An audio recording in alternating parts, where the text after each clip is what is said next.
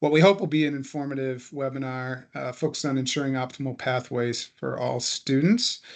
My name is Brett Brenton. I come to you as the Regional Impact Manager in the North Central region. That's the Greater Triangle. I'm a former public educator, spent 10 years in the classroom, a few as a school administrator in Wake County before overseeing the Research Triangle Parks educational initiatives. Went on to do some national work in ecosystem building before coming to myFutureNC a couple years ago. And I'm joined by my colleague Pam, who I'll let introduce herself now. Hello, everyone. So glad to be with you this morning. Serve as your Regional Impact Manager for the Western Prosperity Zone, that is Buncombe County West. And before joining myFutureNC, I served with North Carolina Education Corps, initiative set up by the State Board of Education and Governor's Office during COVID. And before that, with Communities and Schools of North Carolina. So about 25 years working in public-private partnerships cross-sector, supporting K-12 education and youth and their families. Right.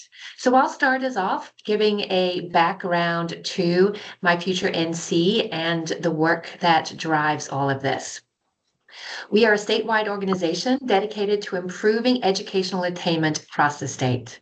And our mission is to make sure North Carolinians are well prepared and equipped to thrive in this rapidly changing and competitive economy.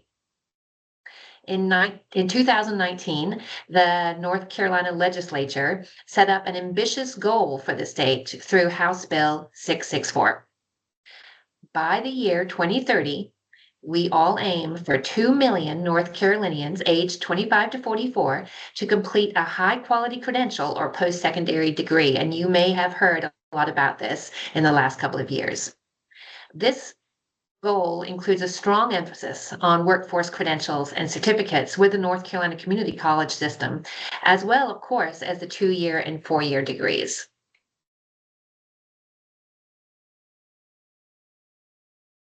Slide, please. Currently, as we work on this goal together, over 1.6 million North Carolinians age 25 to 44 have a post-secondary degree or high-quality credential. This is great news and is a testament to the incredible work that K-12, community college system, our universities, our business and industry, workforce boards across the state have done together over the last 5 years. However, sitting here today, we are currently 24,000 people short of where we had thought we might be at this time.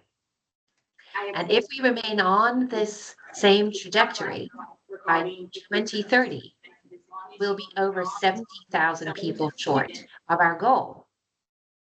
And this means we're all thinking about how to scale up our educational and workforce initiatives in order to meet this 2030 goal.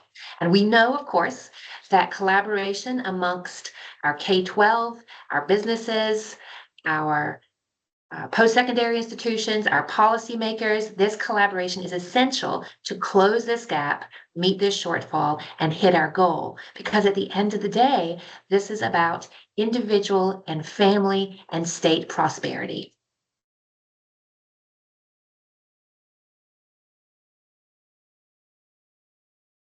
So as we all know, North Carolina has been recognized year over year as America's top state for business. This is a testament to the statewide collaboration for which we are well known across the country. We work so well together across workforce, government entities, all of our education institutions and systems. And we know that achieving this 2 million by 2030 goal is essential to continue and maintain this business-friendly environment and our continued goals for economic prosperity for our individuals, our families, and our state. We've got a lot going for us in this. Next slide, please. We have, as we know, because we're part of this here on this call, we have one of the nation's most extensive education and training infrastructures with our K-12 system, our comprehensive network of community colleges and public and private institutions and workforce boards all across the state.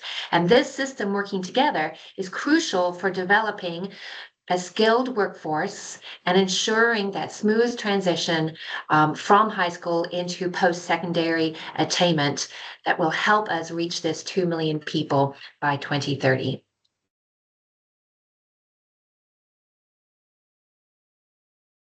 All right, so we're going to talk a little bit about one of the three things that we really do to drive this work home. First of those is centered around really curating data in a way that's highly usable by local coalitions or stakeholders who are interested in educational attainment. So we have these profiles. This is the one you're seeing for the state of North Carolina. But we also do them for each of the counties across the state, as well as 115 school districts. We do them by Workforce Development Board, Council of Government, if you're looking to do regional work, or even Prosperity Zone. So there's a broad diversity of ways to see the data, either hyper locally or at a more macro view. The profiles themselves, they first off speak to obviously the goal of 2 million. You're going to see for each of the county profiles a specific goal for that county set up towards the top. And you also see a number of key kind of general demographic statistics that are important indicators of the health, the economic health, the workforce health of a particular county. So some of those are household income, child poverty rate, unemployment rate, which is a constantly moving target, as well as home ownership, opportunity youth rate. That blue bar towards the top, that's where we really start to dig into what the situation is in a particular county. We set that personal goal for a county, but we also speak to where the county is at this particular time. And what the breakdown would be in terms of the types of attainment levels that folks have in that county. Now, remember, this is for 25 to 44-year-olds, but the K-12 world is really heavily influencing the next cohort. So when this work started, the students that were seniors then are going to be in the 25 to 44 cohort. And the reason we focus so heavily on 25 to 44 is because that's the best way to get a feel for the economic prosperity of a particular county. Those are the current workforce. They tend to be, child rearing. They tend to be really heavily committed to occupations that feed the local tax base. And they tend to be our biggest consumers. So we use that as an indicator, and we feel like the educational attainment level is a key way to know how well a particular county is doing, because educational attainment rates at the end of the day will lead to a higher proportion of living wage jobs. As you move through these profiles, what you'll see is some top opportunities for growth. Keep in mind, these are pulled from 18 different key performance indicators, which are lifted up on the profile. And we work our way backwards. So we start at labor market alignment, which I'll talk about in a little bit, down to the post-secondary success piece, then to career and college access, and we finish up with academic readiness, which goes all the way down to pre-K. So in theory, this data can really inform understandings of how you would look to treat anyone from 4 to 44 years old within a particular county or region. So looking at the state as a whole, here's where we currently stand. We want to see as much blue as possible, and the darker the better. But it is a brave new world, as we all know. In the CTE realm, there are increased opportunities for students to get credentials that are non-degree and can lead to those living wage jobs. So we like to highlight the light blue in the middle as being kind of that first breakthrough of attainment that will lead to opportunities for students. We also want to look at, how do we sit in terms of the students that didn't complete high school, might have gotten that high school diploma but no further, or started college but didn't get a credential of any kind, and look at those as the populations that can be activated to help us reach our goal. So again, we'll start with the oldest cohort and work our way back. Labor market alignment across the state. Now, this is by prosperity zone subregion. You can probably determine which subregion you're in, but we're going to share our data page in a little bit, and you'll see there when you visit exactly what counties encompass each of these subregions. So labor market alignment is really important because at the end of the day, there's a supply and a demand equation that's being really played on in this space. Many of us have spent our careers on the supply side, where we try to develop talent so that it can find the kind of opportunities within a state like North Carolina, pretty unique opportunities to advance themselves. And so that exposure to career early on hopefully leads to the proper choice of a career path that is needed by the demand by the demand side, which is going to be business and industry. But in order to get that right, there has to be a really good conversation between business and industry and those who are training talent. This is where CT, the district-based business alliances can be very helpful. This is where even high school-based business alliances can create the right connections in a pretty hyper-local way to inform that the students being trained are actually going to end up in careers that are going to be needed. And this is a moving target, right? I mean, we think about how much has changed just in the last 5 years, let alone 10, and how much will change in the next 5. So as we consider career development plans for 8th graders and the kinds of CT concentrators we want students to be completing, we have to really keep a constant conversation with the labor market side so that industry and business is informing whether those paths are relevant. So credentials are a big piece of this, as I mentioned, and Pam alluded to earlier. Our unemployment rate is constantly moving throughout the year, and so it's a tough thing to peg, but this is the latest number we had. We're at 1.2 million that don't have that post-secondary degree or credential as of 2022. Our data in some cases lags a little bit behind. We'll be doing a refresh in February, and we'll get the most current data loaded into those profiles. But the credentials are key. It is the bridge that a lot of students who would never consider a 4-year degree can take to get to that living wage job. And as you know, it's a kind of a rebrand of an approach that many of us grew up with, vocational education, thinking about it now in terms of advanced manufacturing, biopharma, that the opportunities that are available without a degree are just plentiful. And so these credentials are really important. We work with NC Works and the NC Workforce Credentials Council to make sure that this information is constantly updated so we know very clearly at a macro level what credentials are going to be important and lead to those living wage jobs. Here's a QR code for you, but I'm sure you've seen some of this.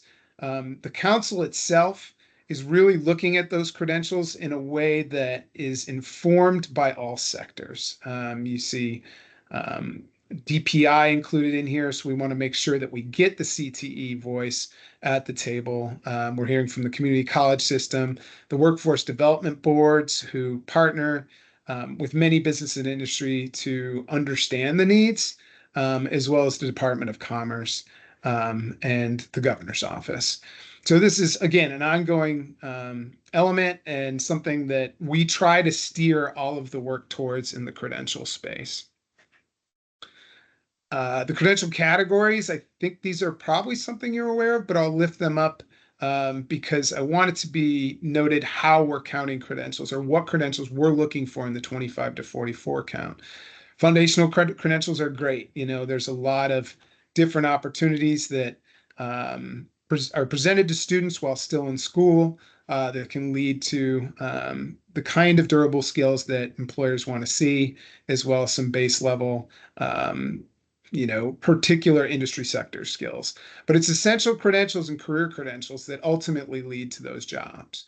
And so that's where we focus a lot of our attention in hopes of where in particular industry sectors, advanced credentials can be attained. As you are aware, some of these can be done at the K-12 level through CTE classes and CTE completers, at community colleges after students graduate in as little as 6 weeks, but typically in less than a semester.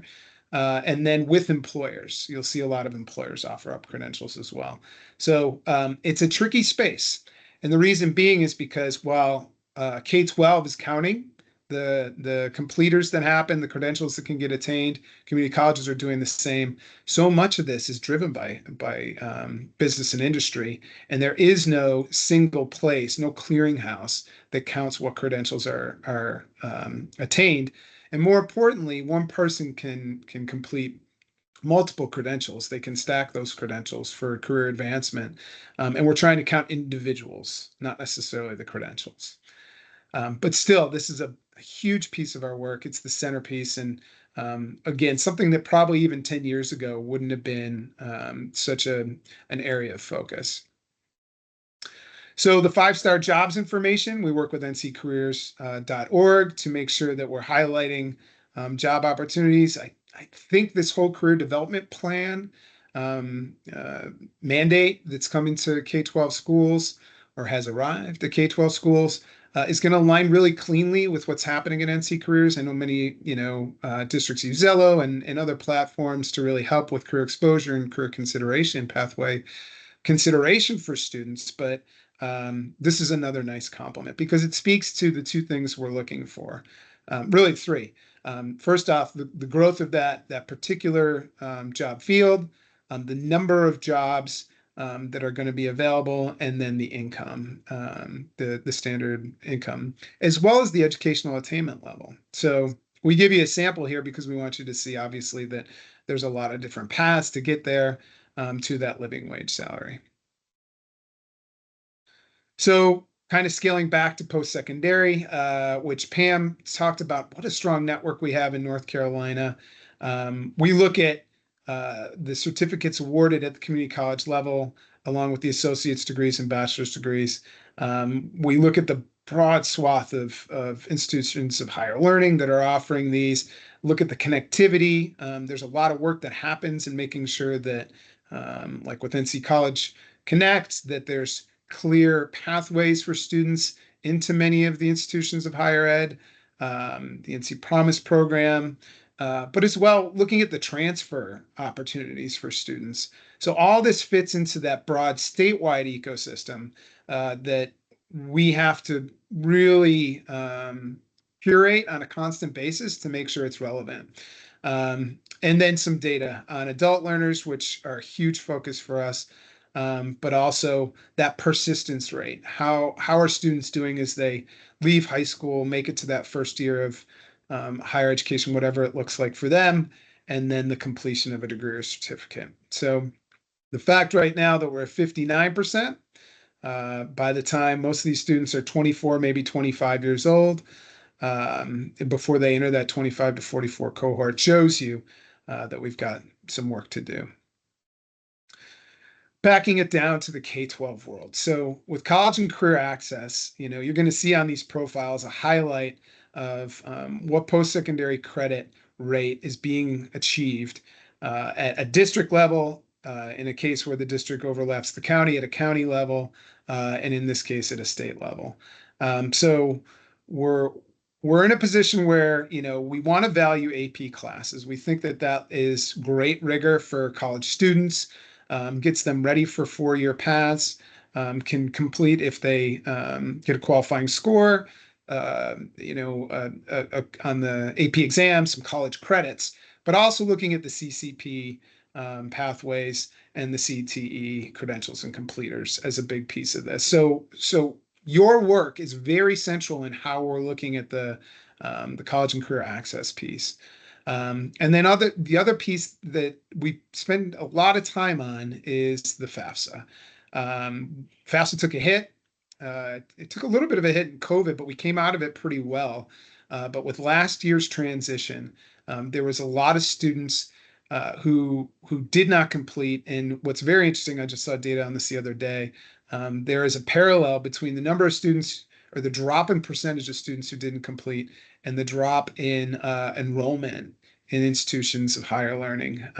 So completing the FAFSA is something that opens the door to those 2-year and 4-year paths, which many students might not consider, but we want to at least leave that option on the table. The number of kids that qualify for the Pell Grant, which is over $8,000, is huge, and we leave as a state $125 million every year on the table, which just goes back to the federal government in Pell Grant money. So getting them to at least know what their opportunities are financially is a huge piece of this. And so tying the FAFSA into even the CTE work, we think is essential. Speaking of the challenge of getting the FAFSA out, North Carolina's student to school counselor ratio is 316 to 1. I have counties in my region that are over 400 to 1. It's impossible for counselors to build the kind of relationships necessary to really guide them through the process. So we see the patchwork quilt take place, and CTE obviously plays a huge role in that. But when it comes to things like FAFSA, when it comes to things like career exploration, CDCs can only do so much. The counselors themselves are heavily burdened with other, socio emotional needs that students have, and it makes it very hard for them to give that career guidance.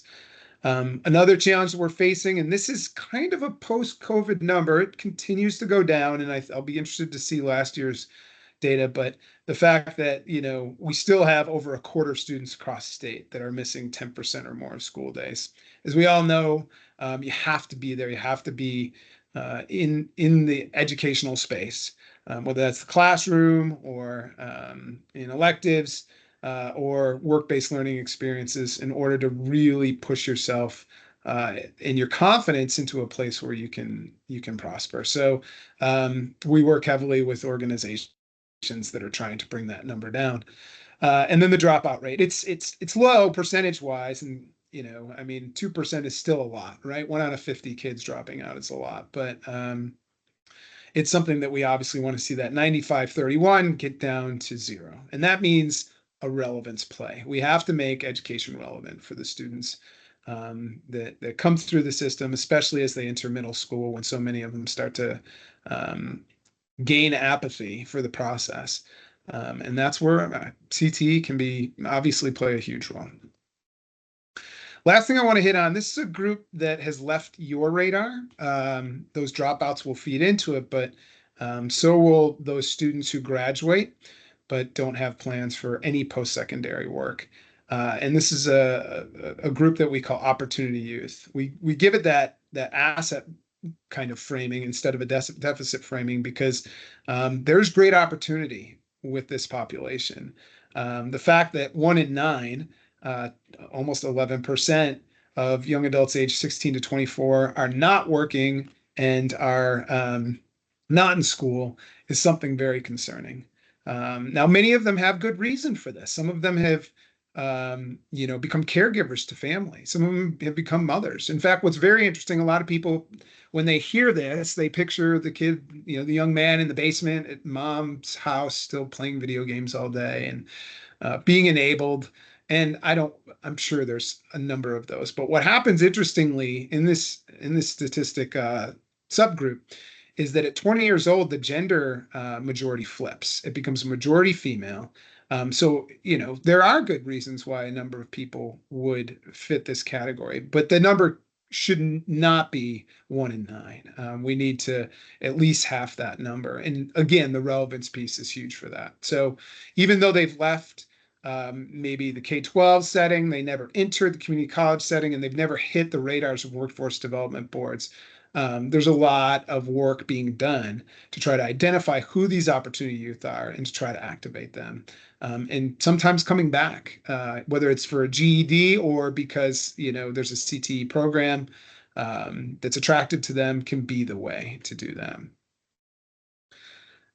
So Pam's going to share in the chat the link to our county data and resources. When you hover over any of the counties on this page, you'll get an opportunity to visit the county profile that you're most interested in. You can also look at the district profiles if that's a challenge. I'm thinking of like the counties that have multiple districts within one county. But if you are a single district, single county system, then the county profile is going to be the most robust. That will be on the dashboard tab that you'll see up above, and I'll give you a quick look at it. So from here, you see the county data and resources. There's the scroll that tells you which county you're clicking on. That's that state attainment profile that we looked at. You can get the raw data if you want. Sometimes that's too much for people.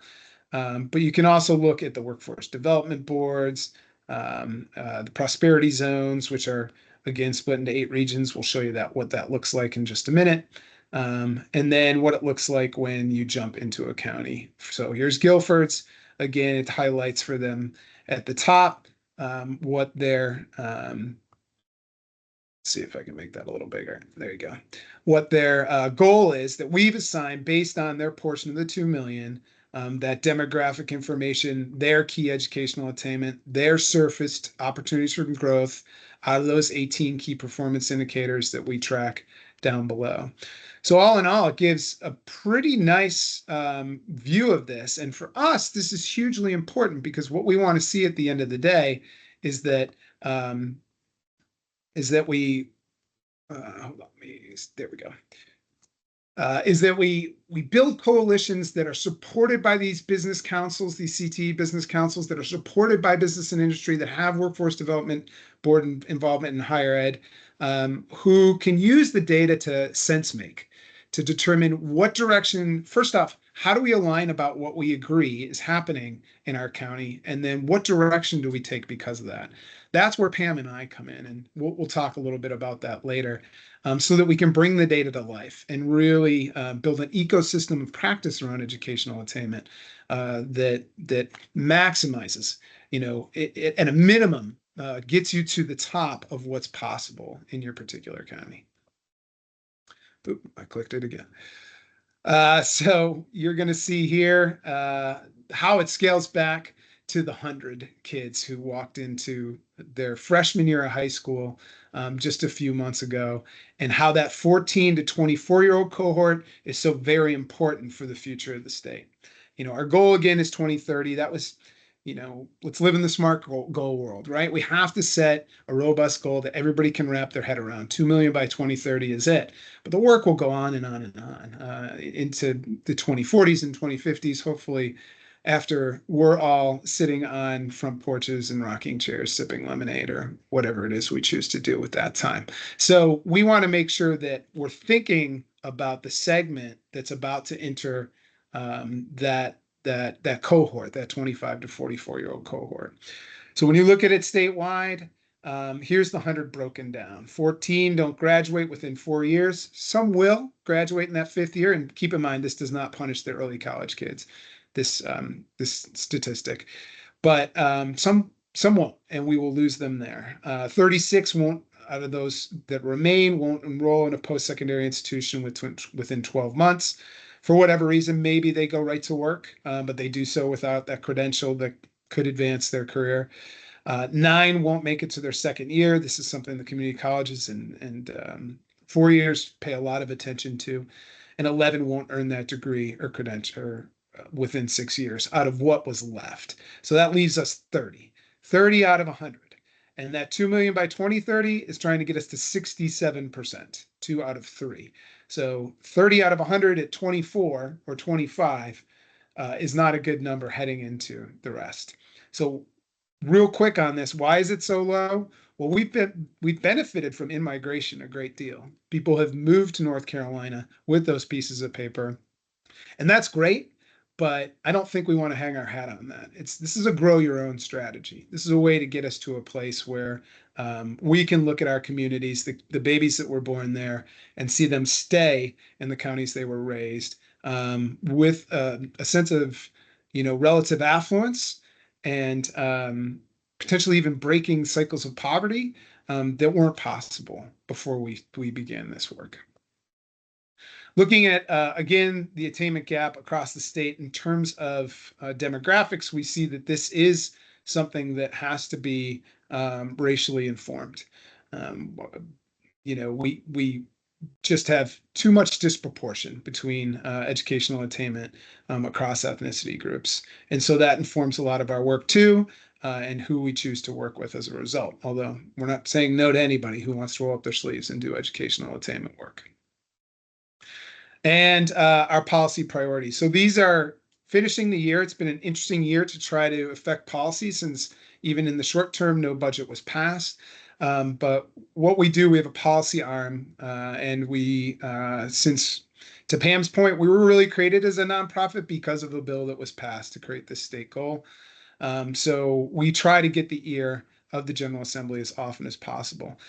We're dedicating that time into the NC workforce credential piece, looking at the persistence and completion elements, looking at technical assistance. So how do we, and that's really where Pam and I come in, how do we make sure that local cross-sector coalitions could be stood up or expanded if they already exist? Many of your counties already have them, so that we can, again, maximize that output locally, and then also looking at a couple other elements like the career development plan, science of reading, standing these up so that we can affect the K-12 world. And with that, I'll turn it over to Pam. Thank you, Brett. So as we wrap up the presentation today, we wanted to highlight a few key resources you can use to help students explore their pathways to career and college. There are some that we've highlighted here, especially on the workforce sector side. So for example, Lead Analytics. This tool lets you dive into the dashboards and data on North Carolina's economic and labor market trends, would be perfect for student planning. NC Star Jobs that we referenced earlier. Here you can check out high demand, well-paying careers, understand what jobs are available now, what the trend for those jobs, are they going to stick around over the coming years, especially in the face of AI? What's happening in your exact region with these jobs, where to go with your local higher ed institutions to get the credentials or education needed to acquire those jobs, and especially for students, how much you can earn in those jobs. And then career insights. Here, again, you'll find those detailed information, as I mentioned.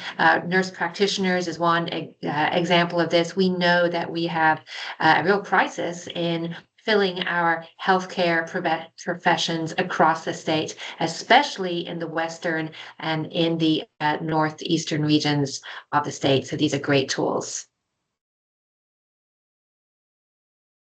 Next, My Future can help by sharing playbooks that highlight promising practices from across the state. If you've got a great program happening in your part of the state, we'd love to know about it so we can highlight it with others.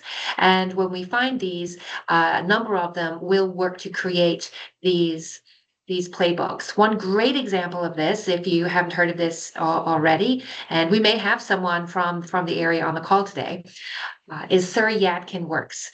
This resource showcases this incredible regional cross-sector approach to workforce development. This is a collaborative effort connecting students with real-world, hands-on work experience through internships, partnerships with local industries. And what's making this special is that it's really connected to the specific jobs and sectors that are growing and are major openings in the jobs in Surrey and Yadkin counties. It includes teacher visits to the workplaces, elementary, middle, and high school field trips and job fairs.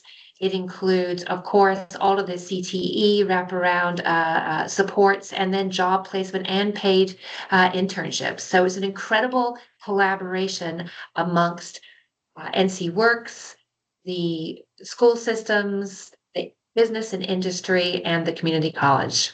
So it's something to check out, and we'll be happy to share more information about the program. If you're looking for more promising practices to help with all this, you can check out our website. And we've made it easy to explore strategies with the drop-down tools that help you search topics like work-based learning. One thing we would note is that we've assembled these resources over a number of years. As you're used to with resources like this, the majority of links are still live, but some of these projects might have moved on. And so you may find that a couple of links may no longer work. If that's the case, and again, if you'd like to find more about that program, please reach out to one of the regional impact managers and we'll help you hunt it down. So as we wrap things up today, there are a few action steps that we can all take to keep the momentum going. First, consider leveraging your county data in the county attainment profiles that we linked, and other data products on the website. These, of course, are packed with insights that can help guide efforts in your schools, in your districts, and highlight those areas of opportunity for collaboration in your community. Speaking of that, you might take a look at your local landscape and think through what existing or potential partnerships across the workforce, education, and community partners are going on in your community. What collaboration is strong? Where might there be opportunities to strengthen that collaboration to address some real critical issues that could help move the needle on post-secondary attainment in your community? And then thirdly, connect with your regional impact manager. You have support in all of this. You do not have to go it alone.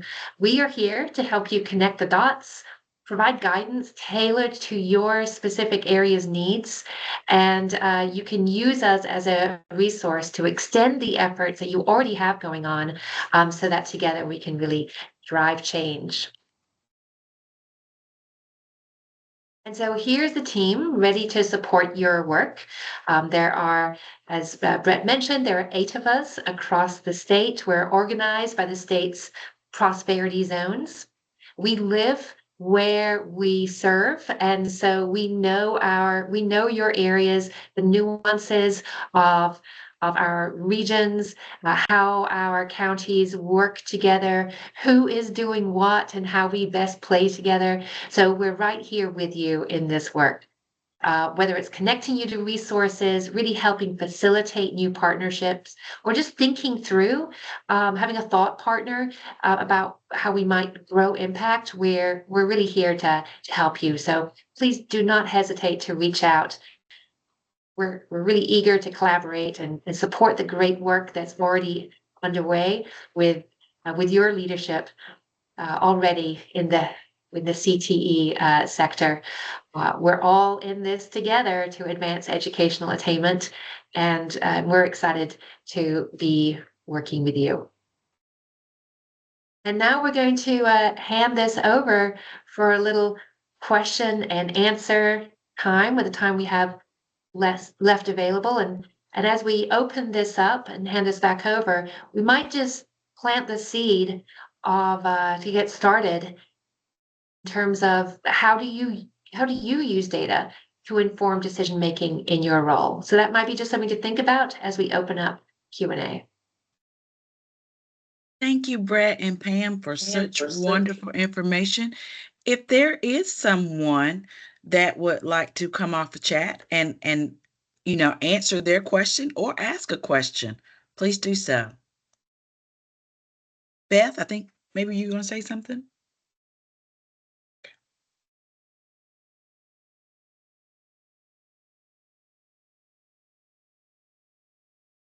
Just hoping I didn't cut somebody off. I do want to mention before I forget, so if this deck, when this deck gets shared, a lot of what you see in there are hyperlinks. So Suryak and Playbook, for example, is a hyperlink, and many others we embedded links. So as you review it, if you choose to, then you'll have access to direct links to a lot of those. So just keep that in mind. And also think about our work in the pre-apprenticeship and the apprenticeship era and how that will help with some of the educational attainment as well as the credential attainment with your current partners and even potential partners. And just using this data when you are having maybe your advisory meetings and so forth.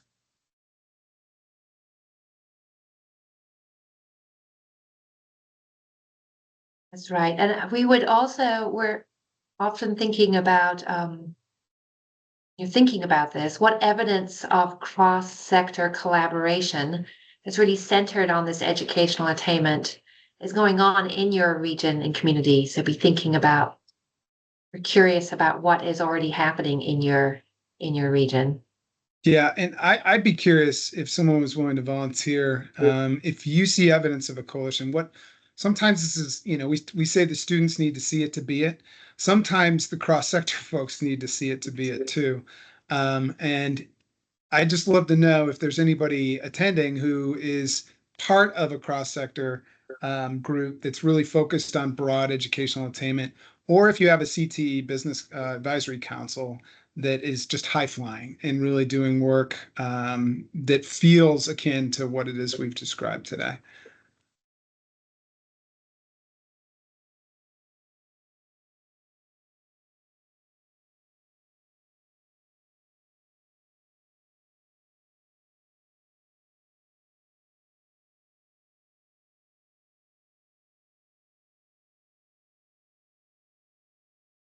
Just giving time for thoughts if you want to get your thoughts together. But please, again, you can come off mute and unmute yourselves and just chat with us if you'd like to.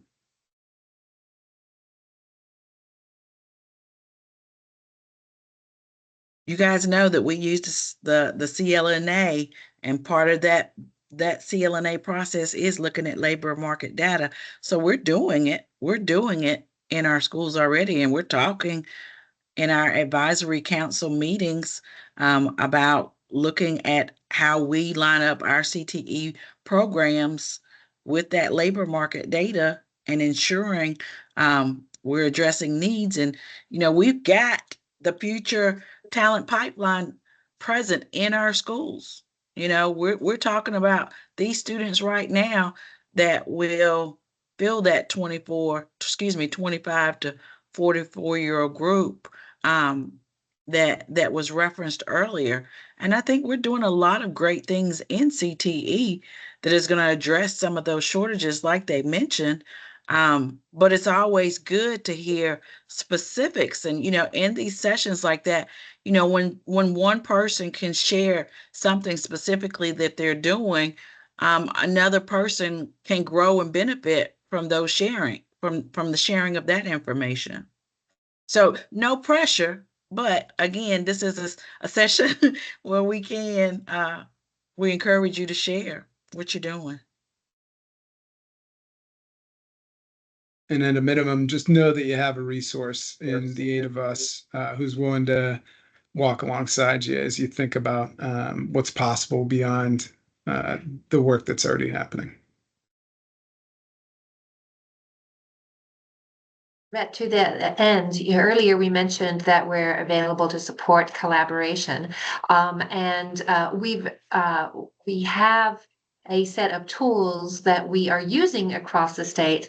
That if your district and your county and region are really interested in digging in deeper with this, we know that y'all, oh my goodness, you're already doing the job of 3 people, maybe 5. And so you cannot do this alone.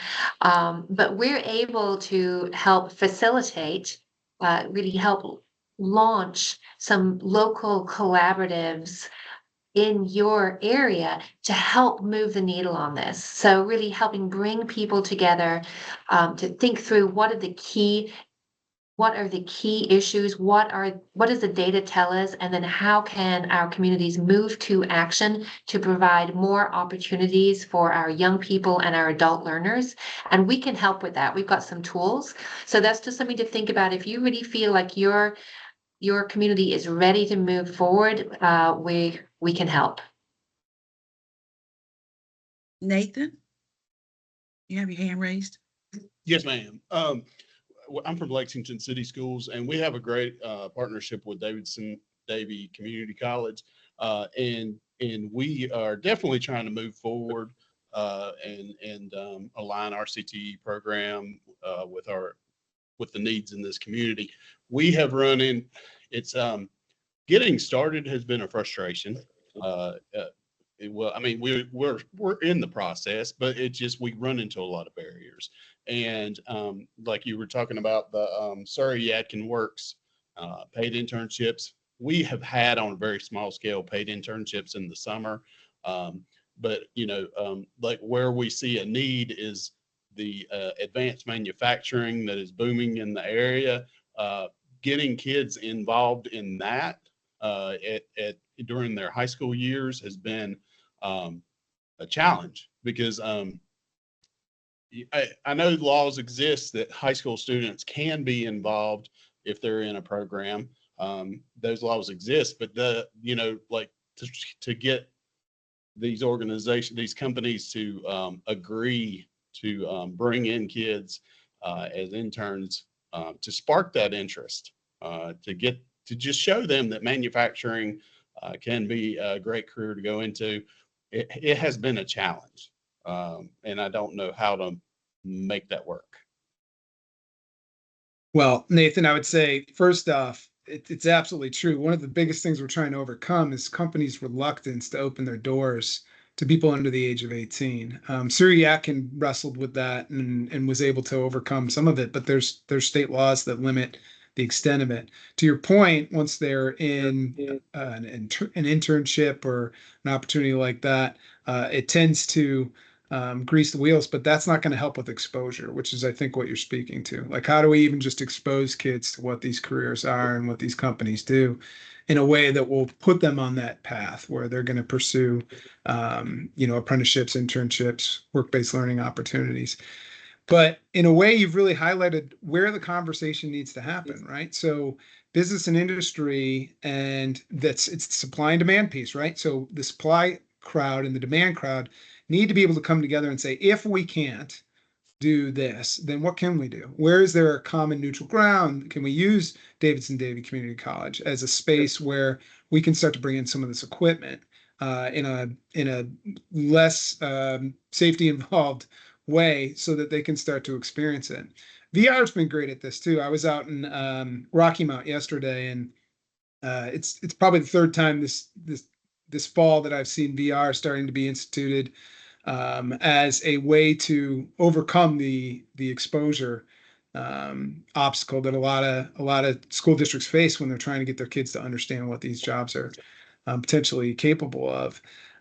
So we're talking resources now, but even if it's business and industry that says over and over again, listen, we've got 160 open positions.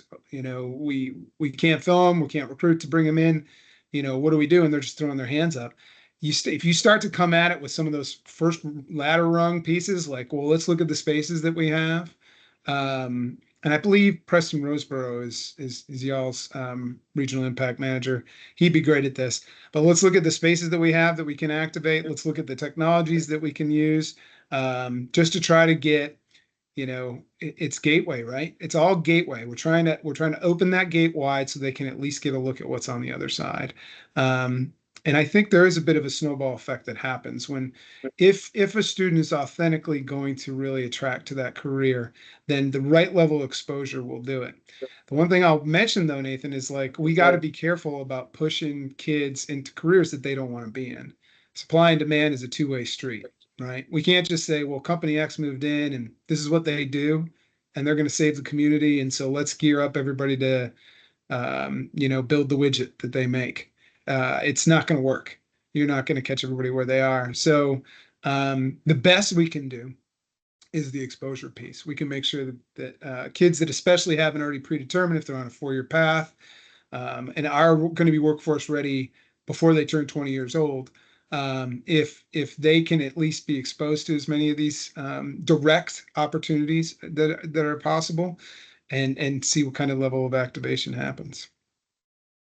Nathan, I would also recommend, if you can get the key players who can make those decisions in the company, in the room with also like a representative from the Department of Labor that can talk about those waivers that can be used. Surrey Yadkin Works has worked with the Department of Labor to get students in the door that are under the age of 18, you're 16, 17, and you can file a waiver. The employer has to complete it, the student completes it, but a lot of times, companies are saying, we can't do this, but when you push the needle, is it that from a legal standpoint, they can't do it, or are they just saying, no, we don't want to do it, period? Or maybe they don't even understand that there are some waivers and protections out there for them.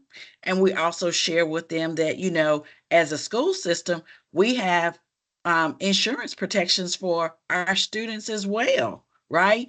And so we start bringing in those pieces to address their uncertainty or their questions just surrounding bringing someone in under 18, and kind of like Brett said, well, maybe I won't let them do an internship or a pre-apprenticeship on this part of the floor, but they could do something here in this area. So you do kind of get that common ground. But again, you got to get key people in the room so when the challenges do come up, you can address those challenges with solutions. Thank you. We will definitely, like next week, we're meeting with Wanda Ramos at McPherson not next week, the 2nd. So we're trying to meet with her from Apprenticeship NC and try to get some things going. But that's a good idea. We'll try to get everybody involved. We have some new people here in our district, so we're actually going to be building a business advisory panel. So we need to get that off. Yeah. And that'll and if they're willing to serve on your panel, then they'll hear firsthand from you guys twice a year, at least twice a year, and maybe they'll be even able to see some of your facilities. And sometimes we have to dispel the myth of what people have about our youth. We've got to show them that we have students who can do what maybe they're thinking that they can't do, right? Because we think about, we have all these different generalizations about youth, right? So sometimes you just got to dispel those myths and show them as well. I was just going to speak to that. There's some, at the end of the day, as we're working with individuals, and it might just who at that particular manufacturing location, it might just be these particular individuals who've got a different mindset about when we say we're bringing students. Sometimes they don't even realize that, like, we're talking about specific age groups, and in their head, they might be thinking 5th graders, they might be thinking 7th graders, my Lord, 7th graders, y'all, come on. But if that's not going to work for them, then can we talk about juniors and seniors in high school, right? And so they get a better understanding of who we're talking about. And then when we're saying students, it changes their mindset. They can wrap their heads around it. I just think it's having the conversation. Any of this that we're going to talk about right now, it's just a question of, are we having the conversation? And Nathan, what tends to happen in counties that I've learned is like this part of the ecosystem is not talking to this part of the ecosystem, at least not in a way where they're even surfacing what questions need to be answered, let alone finding answers to them. And I'm sure y'all run into that all the time. There's just frustrations about the way that you get business and industry to engage. That needs to be a full court press. It's not your job either. Like, none of this should make your job harder. All of this work should make your job easier. We're tilling good soil, so things will grow better. And a lot of it does come back though to that conversation piece. Has the conversation been had, and has it narrowed to a point where it's actionable? That's what I found time after time. I mean, doing this work nationwide and then doing it in state, it's always about the disconnect between different stakeholders and what they think and what they believe. And that keeps us from getting to what's possible. You know what, Brett? I was just thinking about that and thinking about the analogy of it being a garden, and the students are the seeds, and our soil is our infrastructure. But everybody has to be a part of, like, our stakeholders are all the gardeners. Somebody might be fertilizing, somebody might be planting, somebody might be watering, but we all have to work together to reap a harvest, right? And to move forward. So, sometimes some of those seeds might need a little bit more fertilizer, especially if those seeds are our students who don't have the social capital or the resources to advocate for themselves, right? And so, like Brett said, we got to get out of working in all of these different silos and expecting people to solve the same problem if we're not coming together to address the challenges, but not just coming together just to meet, just to talk, but like, let's work. No harm in that though. Like, you got to build some relationship. You got to build trust with people. If you haven't seen them, been with them, laughed with them, then you got to overcome those things. But you're exactly right, Jeannie. Like, how are we ever going to get there if we haven't at least exhausted the potential for our connectivity? Any other questions? Okay, well, we have reached the end of the hour. Again, Brett and Pam, thank you so very much for the wealth of information that you shared with us. I will be putting a link to the slide deck and a copy of this video in the Moodle on the Google Doc. If you have any questions, please don't hesitate to reach out to me because work-based learning, it is a team approach, and together we build futures together. So thank you. Thanks, y'all.